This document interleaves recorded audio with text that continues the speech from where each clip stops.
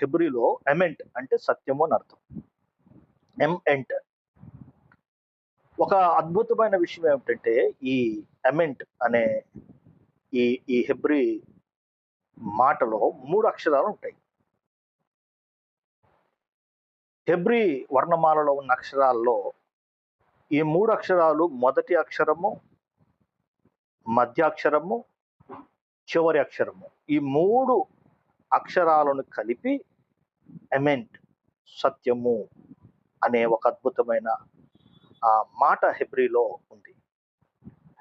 Hebrew అక్షరమైన మొదటి అక్షరం ఆలెఫ్, మధ్యాక్షరమైన మేమ్, తర్వాత చివరి అక్షరమైన టావ్. ఈ 3 అక్షరాలను కలిపి ఎమెంట్ అంటారు. ఎంఎంట్ సత్యము అంటే సత్యము ఆది మధ్యాంతరహితమైనది అనే అర్థముతో ఈ యొక్క అద్భుతమైన విషయం ఇప్పుడు మన ముందుకు తీసుకొని రాబడింది. దేవుని నామానికి స్తోత్రం కలుగును కాక. ఆ సత్య స్వరూపైన దేవుడు ఆది మధ్యాంతరహితుడు అనే విషయాన్ని ఆ పరిశుద్ధాత్మ దేవుడు మనకు తెలియజేస్తూ ఉన్నాడు. మొదటి అక్షరం ఆలెఫ్, మధ్య అక్షరము మేమ్, చివరి అక్షరం టావ్. ఈ 3 అక్షరాలు కలిపి ఎమెంట్ అనగా సత్యము.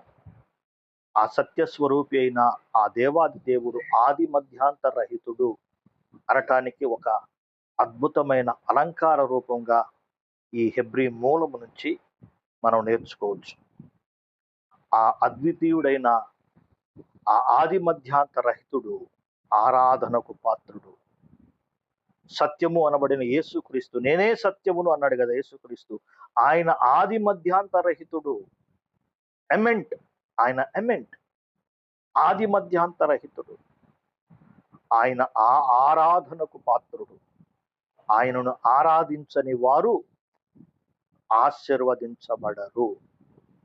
ఆది మధ్యాంతరహితుడైన సత్యస్వరూపి అయిన ఆ దేవాది దేవుడు, మహాదేవుడు, మన రక్షకుడైన యేసు క్రీస్తును ఆరాధించని వారు ఆశీర్వదించబడరు. కాబట్టి ఆ ఆది మధ్యాంతరహితుడిని ఆరాధించండి.